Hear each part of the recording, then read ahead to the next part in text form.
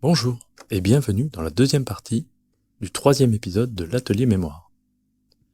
Je vous rappelle que cet épisode de podcast est divisé en deux parties. Dans la première partie, je vous ai posé diverses questions. Si vous ne l'avez pas encore écouté, je vous conseille d'y aller et de revenir sur cette deuxième partie après. Dans cette deuxième partie, je vais donc vous donner les solutions des exercices.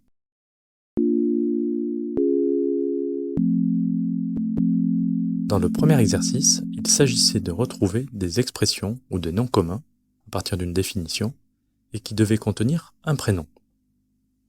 La première expression voulait dire « il faut reconnaître le mérite ou la responsabilité d'une action à la personne à qui ils sont dus ». Et l'expression à trouver était « il faut rendre à César ce qui appartient à César ». La numéro 2, « pleurer beaucoup, pleurer facilement », renvoyait à « pleurer comme une madeleine ». Numéro 3, la spatule utilisée en pâtisserie est une maryse. Numéro 4, la petite ouverture pratiquée dans une paroi, permettant de voir sans être vu, s'appelle un judas. Numéro 5, le nom plus courant de la proéminence laryngée, relief de cartilage à la face antérieure du cou, plus marqué chez les hommes que chez les femmes, est la pomme d'Adam. Numéro 6, nom d'une pâtisserie faite généralement à base de biscuits à la cuillère, c'était la Charlotte. Numéro 7, l'expression, relativement ancienne, qui voulait dire d'une femme qu'elle était encore célibataire à l'âge de 25 ans, c'était coiffer Sainte-Catherine. Le plus jeune enfant de la fratrie s'appelle le Benjamin. Numéro 8, le maillot de corps masculin, généralement sans manches, c'était un Marcel. Et enfin, la dernière expression, qui voulait dire d'une équipe qu'elle avait perdu une partie de pétanque en n'ayant marqué aucun point, c'était être Fanny. Passons à la suite.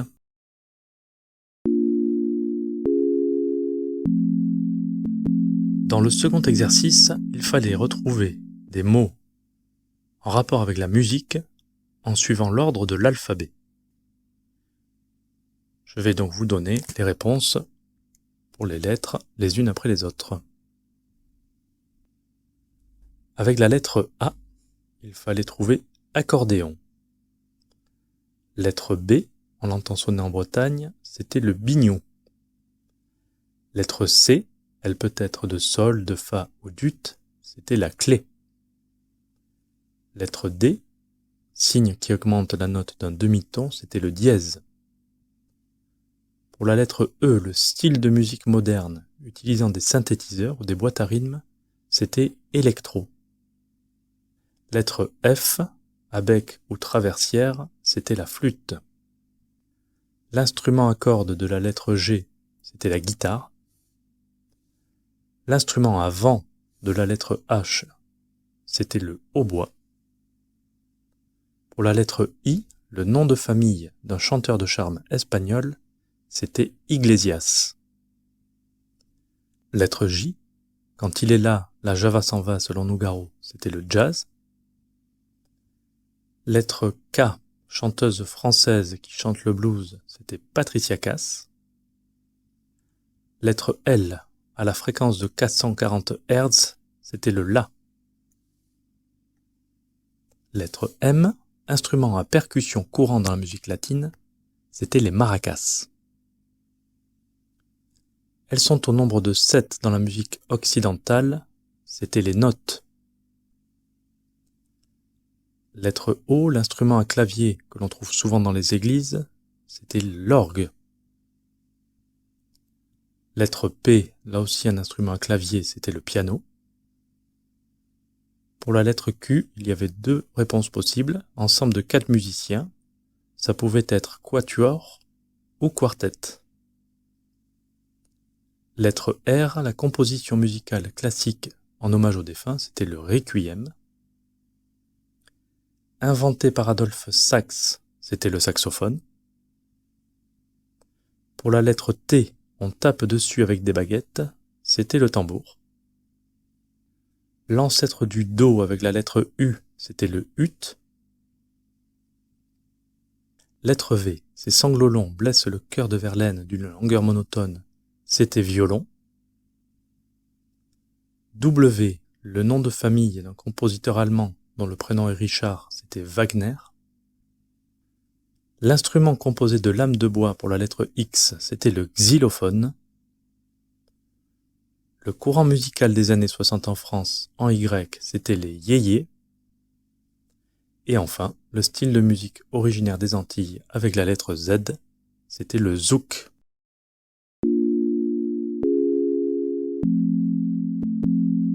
Dans le troisième exercice, il y avait des fables de La Fontaine à retrouver à partir d'indices. Voici donc les titres des 9 fables qu'il fallait trouver. La numéro 1, l'insecte un peu trop frivole et un autre bien mieux organisé pour faire face à l'hiver, c'était la cigale et la fourmi. Numéro 2, tout flatteur vit aux dépens de celui qui l'écoute, cette leçon vaut bien un fromage sans doute, renvoyée aux corbeaux et aux renards. Numéro 3, l'animal qui finit par éclater pour avoir voulu devenir aussi gros qu'un autre animal, c'était la grenouille qui veut se faire aussi grosse que le bœuf. Pour la numéro 4, la vie rurale simple et tranquille, par opposition à la vie urbaine fastueuse mais stressante, c'était le rat des villes et le rat des champs. Numéro 5, dans quelle fable l'héroïne se retrouve gros-jean comme devant après une maladresse et doit renoncer à tous les rêves qu'elle s'était faits, c'était la laitière et le pot au lait.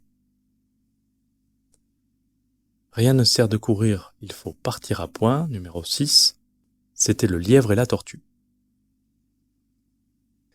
La fable qui commence par ces mots « La raison du plus fort est toujours la meilleure » et qui raconte l'histoire d'un pauvre animal innocent dévoré par un prédateur affamé, c'était le loup et l'agneau.